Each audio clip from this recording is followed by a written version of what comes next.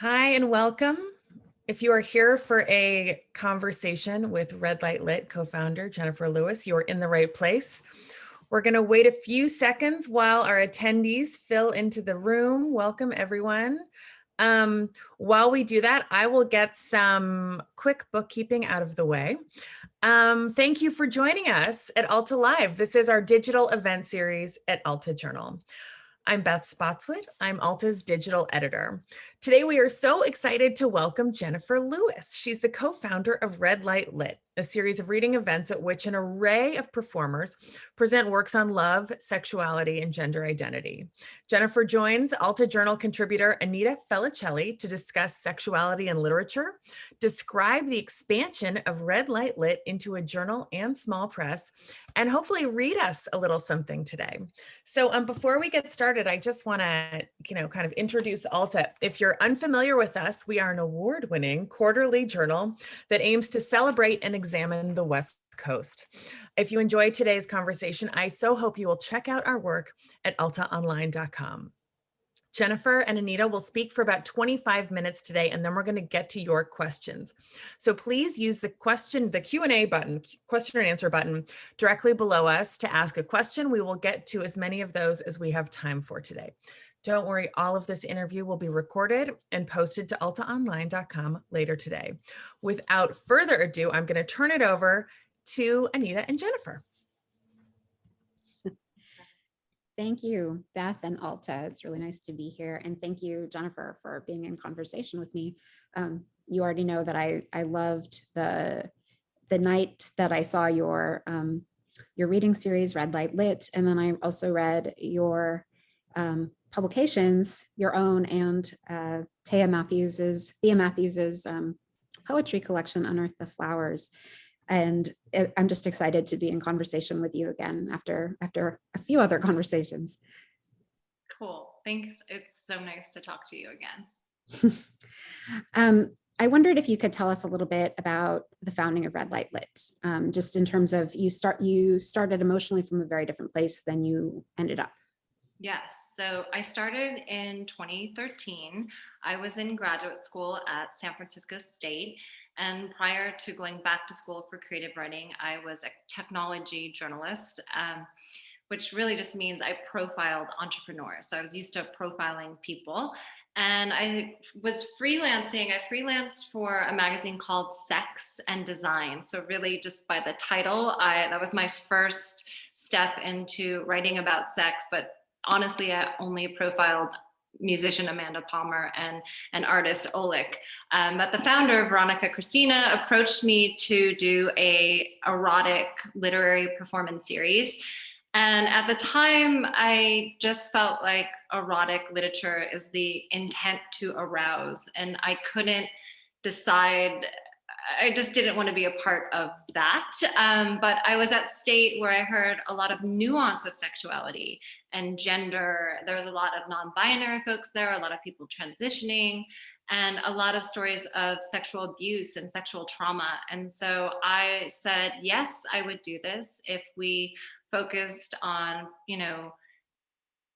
kind of profiling or including marginalized voices, and if we did the whole spectrum of sexuality. And that's how Red Light Lit got started. And then, as you said, since then, we've moved to a small press, and we've had one anthology, which is Love is the Drug and Other Dark Poems, which featured 33 poets and 7 visual artists. And then Thea Matthews' book I'm going to show is Unearth the Flowers, which was our first singular poet.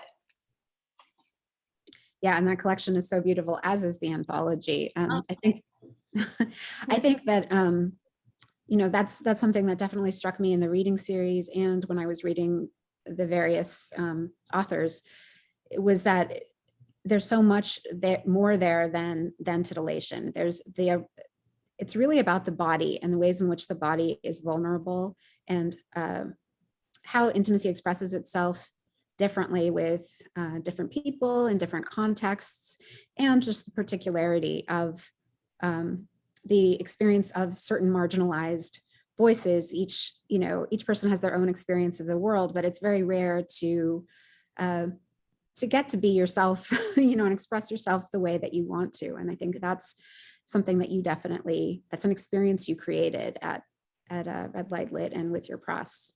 Oh, thank you. I'm really happy that you were the person that wrote about us and that you seemed to really understand it and had a great experience, because that is my hope.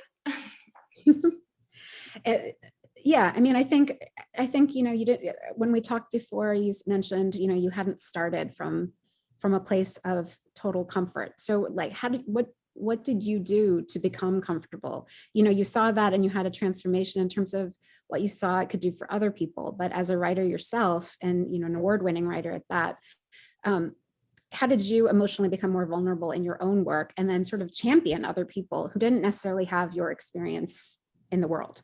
Yeah, I mean, that's a good question. I mean, I think for the most part, I'm pretty immature, you know, so a lot of it was just stepping into maturity and trying to go into my body and own my own sexuality. A lot of fear of me sharing about sexuality was being sexualized, which is something I didn't want because the world put that on me or on women. So it was something that I was always trying to avoid, especially in my writing. So a lot of it is being older and being more mature and studying sexuality on the page. I actually teach at the writing salon a class that's sexuality on the page. And we study sex scenes like we would study any scenes. We study to, you know, avoid cliche, to bring in images, to bring in body, to bring in truth and realism and the deeper meaning. So I had to kind of go back and do that in my own work. And it just challenged me to, you know, confront topics that I was avoiding. Yeah, I mean, I would imagine, I think for me, there would be a little bit of fear around that, just because it feels like it's exposure, right? Of something that's like your own body, and your own experience of your own body is maybe one of the most intimate things that any writer could write about, whether it's erotic or if it's, you know, I think about darker, more complex situations, or, you know, the nuances of that are very difficult as a fiction writer, as an essayist, as a memoirist, as a poet. It's just very difficult to expose yourself in that manner. Yeah. So it's interesting that you also maybe started a little closer to that, but you enjoy it now, I think, right? Or it's That's a good question. Like, even what I'm going to read to you today is really vulnerable. And I still, when I read things that are vulnerable, there's a mixed emotions. Like, don't necessarily feel 100% comfortable. And I talk to a lot of people about it afterwards. And you think there's going to be, like, you're going to feel great, or there's a day where you arrive. But really, it's still a little bit of, yeah, you're vulnerable. I question, why did I read that? You know, I know why I write things, and I write to process things, and I write because writing is healing to me. And it just helps me make sense of the world. But standing up and reading it, sometimes, you know, I question why I do it. Yeah, I mean, I think it's a real act of generosity, both as a writer and as an editor, curator. I think that's the thing that I don't always see people realize, is that, you know, when you open yourself up that way, you actually make other people more comfortable to open themselves up that way. Do you agree? Or Yes, I totally agree. And to be honest, you know, all of the writers that I work with and champion, they've inspired me to open up in that way. So it's been mutually beneficial. yeah, I would love to hear you read a little bit of your work if you're open to that. Yeah, of course. So this was a flash fiction piece. It won the Los Angeles Review Flash Fiction Award this year. And it's called Put a Teat in It. It tugs at my nipple. Only the first pull is uncomfortable, then it finds its rhythm. I hold the plastic horn against my breast with my forearm so I can use both hands to smush my left breast into the other horn. I shrink from the first suck, then feel the release of the swelling under my skin. I'm holding plastic gramophones to my breast, but no music is coming out. Only milky water drips into the bottles. Put a sock in it originates from the gramophone. Put a breast in it, I think, as my nipples are being suctioned down their skinny necks. I can see the pink flesh elongating, then contracting. Long plastic tubes connect the gramophones to an electric box that's covered with black nylon so it can double as a backpack. It fools no one. Sitting on my nightstand, it echoes like a steam engine from another era. It starts off like choo-choo, choo-choo, but 10 minutes in, it sounds more like fuck you, fuck you. I listen to it in unison with the suctioning while I wait for the 8-ounce bottles to fill. When my husband barges in the room, all I can say is, no. I've seen it all, he says lightly as he looks for his keys or his hat, ordinary things. No, you haven't. You've only seen me with one gramophone under my shirt, not shirtless with both teats attached. I want to say, get out. I'm the one stuck in here. Give me some dignity.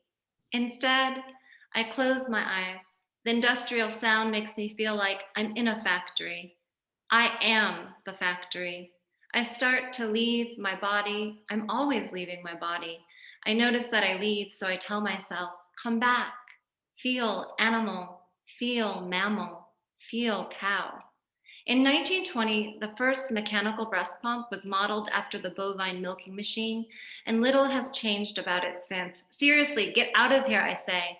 I'm not looking, he replies, moving papers around his desk. And I wonder, how do you go back to woman after cow? What else am I that I don't already know? Found them, he says, running out of the room. Thank you. And then that's both humorous and vulnerable in a really interesting way. I liked it when I read it the first time too. Oh, cool. Great. Yeah. Oh, go ahead. Oh, no, I was just saying it's, just capturing a vulnerable moment that has sensuality in it, that there's these undertones of sexuality, but it's not sexy at all. It's kind of like my zone. Yeah, and I can see that. And I saw that too at the show where you're trying to include humor. And I think you said you were trying to hit all the notes, Yeah. but it's definitely like watching a play or, something that tries to go in every facet of human experience and how people might react to something. Definitely. Yeah. Well, I enjoyed that. Thank you. All right. Are you working on anything right now that you want to talk about, or is it all secret? No, I have nothing secret yet. I actually have a short story collection that is being published by Nomadic Press that comes out next year. And so that piece wasn't originally in the collection, but because it won the award, I think we might put it in there. And then I'm just working on my second draft of a novel. That's why I'm in Joshua Tree right now. And it's been challenging. But if it's a different form with the novel too, then you have a range of length that you like to write to, right? Yes, even my short story collection's interconnected, and I felt like I was kind of preparing myself for a novel by somewhat cheating a little bit. So now I'm actually going for it. So it's always learning and humbling at the same time. Does it also have that same sort of emotionally intimate, vulnerable kind of core? Or yes, I mean, a lot of it is like, again, I write fiction, so it's what I'm writing is outside of my comfort zone. And it's interesting because you can analyze it like, is this an alter ego? Is this wish for fulfillment? Is this just a story filtering through me? But my characters are different than I am. And I like writing fiction because I can kind of do bad things in fiction, right? Like it's fun. It's kind of exciting. Absolutely. I feel the same way, as I think you'd already know, but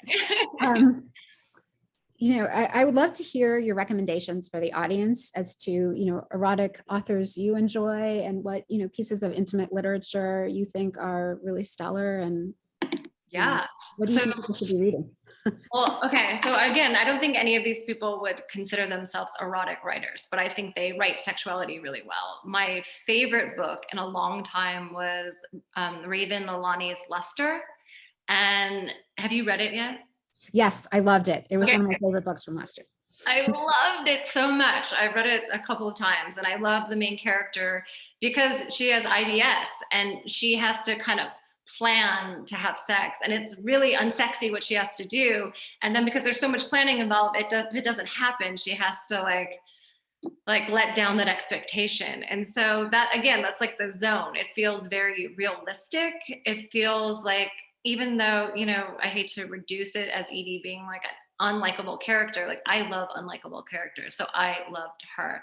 And I think in general, people are really selfish and motivated. And sometimes when people write, they want to write about their like higher self, their more evolved self. But I think that character is really brilliant. So I would highly suggest that book.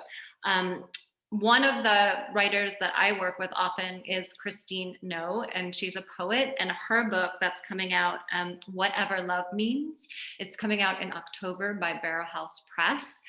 Be on the lookout for that. And then a poetry book that I always go to and I teach in my sexuality on the page class at the writing salon is Priti Vangani's Mother Tongue Apologize. It's absolutely brilliant. And it is, I will say, there's a kind of a part that the poems are really erotic, and it's mixed with her mother's death and grief. And sexuality and grief are really interlocked, and it does it beautifully, and explaining how we're always trying to fill this void, and sometimes filling it with sex is unfulfilling, but part of the healing process. Oh, and one more. I also want to give a shout out to Loria Mendoza, Loria Mendoza is running the Red Light Lits in Austin. It's the first time that a show is going on without me, and it's really exciting. And Loria wrote the book, Life's Too Short, and she's doing an amazing job in Austin, creating the same culture. She's worked with me for years, so. That's exciting. And it's exciting that a lot of people are finding themselves at your performances across the country, and not only we aren't the only ones to have it here in the San Francisco area. So I know, it's exciting and wild. Right. Yeah, no, I think there is something about the honesty in all the work that you mentioned, and also kind of an originality, where they're pushing so beautifully towards the specific, and maybe even sort of the private, like the imagery in all the ones that you mentioned there's a certain private quality that we rarely get exposed to. Like, how do you find that? Like, what do you just have to read, tons of poetry and stories, and you develop a second, an instinct about it? Or yeah, I mean, I think again, is that state, that's who was there. And so I think that was my first introduction to it. But now it's just like, I feel like I must just attract it, because that's all I'm reading and all I'm getting and all I'm editing. So yes, but I will say, like, a lot of the times, even in my classes, things start off with people writing to process something and never planning on sharing it. And then when it's elevated to a craft, or there's some distance from it, then it's like talk about being published. But a lot of the writing, maybe is intended for publication, but then eventually gets published, and you kind of deal with the aftermath of sharing these private stories with maybe, your family or other people, but maybe strangers hear it first, because at the events, they're not published. So people are reading the stories for the first time for just the people in the room, that maybe their family doesn't know that story, or the people closest to them don't know that story yet. So that, I think, brings in the intimate experience of the show. Right. I think we talked about how, people are shifted into a different emotional space, and it kind of takes them back a little bit to, their own most creative selves, and kind of it inspires people, right? Or no, totally. And that's another great part of the show. I have so many people that tell me, what, I went home and I started writing, or I visited or recommitted to writing. And I'm like, oh, that's exactly what I hope you do. And, I hope people then want to read with us. And it's the people who are coming to the shows, send me writing, and they get the opportunity to read with us. And it's fun. Yeah, absolutely. I know, I'm still trying to get you to read with us. It's gonna happen. Well, I'm a little bit of I'm not fearful about hearing about other people's things, but I'm maybe a little bit more fearful about my own, which is why I find this so fascinating, and your evolution so fascinating. Something I think about a lot is marginalized voices. You have such a great range of people and aesthetics, and yet still it all feels like it's cohesive, and there's these layers that I can find commonalities between the work. I wonder, like, how do you make the space a bit of a sanctuary where people feel okay about expressing themselves, even though maybe they don't feel that way, they don't feel safe in the world necessarily, if you have like a marginalized sexual or racial or a disability, if you have things with your body that make you different from the people around you, there is a little bit more maybe fearfulness, maybe not, I could be mistaken, but how do you make it safe? How do you make it a space where people can feel free to be vulnerable, which all the people whose work I've seen was. Yeah, well, I know we're running short on time, but I'm gonna try to make it as quick as possible. With the curation, all of the authors, they give me 3 to 5 pieces, and I read all of the work, and I find the themes emerge and that they work together. So over time, I've built trust with a lot of these authors, and I make sure that I set them up for success. So I'm very, very protective of my authors and how their story is being presented. So I take a lot of that on. And as far as, the audience, because we are pretty open about the space, everyone that has come in has also been,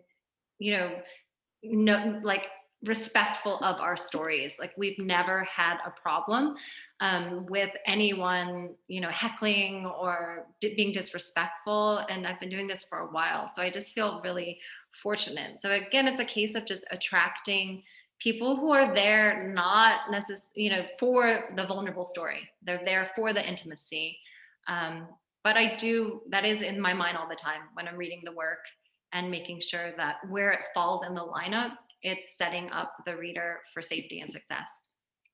Yeah, that's really interesting. I noticed that too, where they fit together like puzzle pieces almost. And like, is that instinct, or is that, you over time you've seen how audiences react to work being side by side? Yeah, it's a little bit instinct. Is it like working for a magazine or collage, like where if you like something pulled here, you'll feel it here. Like I have echoes coming back, and it's just me spending hours and hours of reading these stories over and over again and finding the dialogue that exists between them. And for me, like it stimulates me as much as writing does. So I really enjoy the process, and I probably spend too long. That's why I was so excited that you noticed it, because most of the people will just say something afterwards like, that kind of felt like it went together. And you're like, oh yeah. So when you motivated me to keep doing the work, because even if one person notices it, I'm like, okay, this is what it's for. Yeah, absolutely. And I mean, I noticed, an image will kind of recur in another piece, and it's by a different author. It's just fascinating, because I think there's something, it's tapping into something in the subconscious where there's commonality, and yet there's this unique idiosyncratic vision, of each person. That's really interesting. Yeah, and before I used to have a theme, and what I realized when I had a theme and everyone like sent me something with the same theme, it was forced and there wasn't as much diversity. But if I just have people send me 3 to 5 pieces and the theme emerges, it becomes a little bit magical, because they're all disparate writers that somehow are interwoven together. Yeah.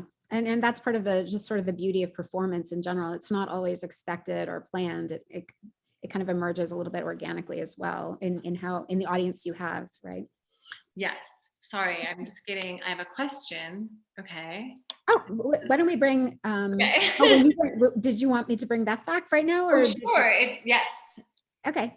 Well, I just wanted to say, thank you again. This was just kind of a beautiful experience for me to get to see your work, and it's extremely inspiring. And I think, I would love to come to another show again in the future. So thank you. I'm hoping you'll be one of the readers in that show. Maybe. You actually do. It's very inspiring to hear you talk about it. When's your next show, Jennifer? Do you have one on the books? I do. We are going to actually be in Boulder Creek at Lil Esque, which is an art house, on August 28th. And then we'll be back in San Francisco at the Makeout Room September 25th. The aptly titled Makeout Room. Love it. Were.